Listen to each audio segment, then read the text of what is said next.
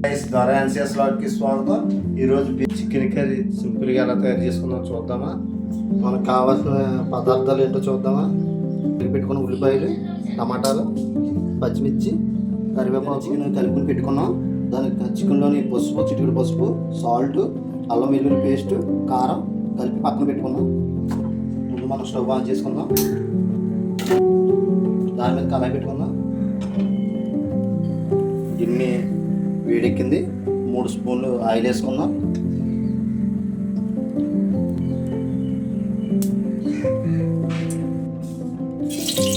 నూనె వేడెక్కింది.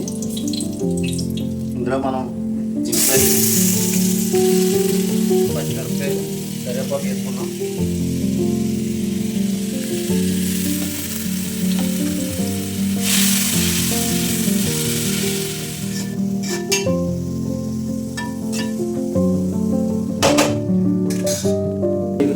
మూత పెట్టుకుని చూద్దాం.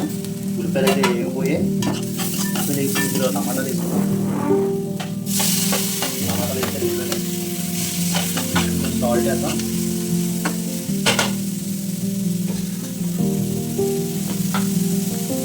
సాల్ట్ వేసుకున్నాం. సాల్ట్ వేసుకుని కలుపుకొని మళ్ళీ మూత పెట్టుకున్నాం. కొంచెం మగ్గనిద్దాం. మూత పెట్టుకుని మూత అయితే పెట్టుకున్నాం.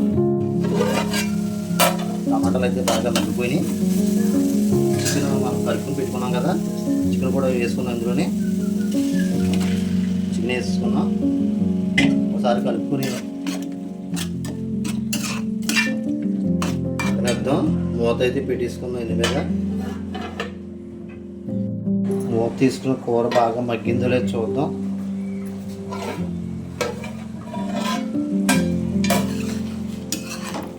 కూర అయితే బాగా మగ్గింది. వాటర్ వేసుకున్నాం.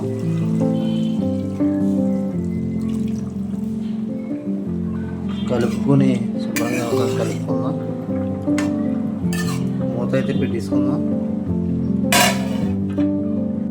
ఇప్పుడు మన కూర ఎంతవరకు వచ్చిందో చూద్దామా. కూర కూడా రెడీ అయిపోయింది. కొత్తిమీర వేసి దింపేసుకుందాం.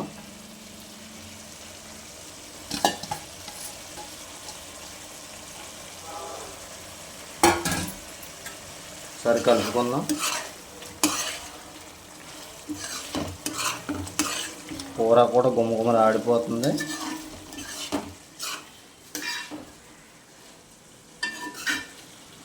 మూత పెట్టుకుని స్టవ్ ఆఫ్ చేసుకుందాం. చికెన్ కర్రీ అయితే రెడీ అయిపోయింది. చాలా జ్యూసీగా ఉంది. ఒకసారి తిని చూద్దాం ఎలాగుందో. చికెన్ కర్రీ చాలా బాగుంది. చాలా టేస్టీగా కూడా ఉంది. ఇలాంటి మరెన్నో వీడియోస్ కోసం మన ఛానల్ని please like and share, subscribe.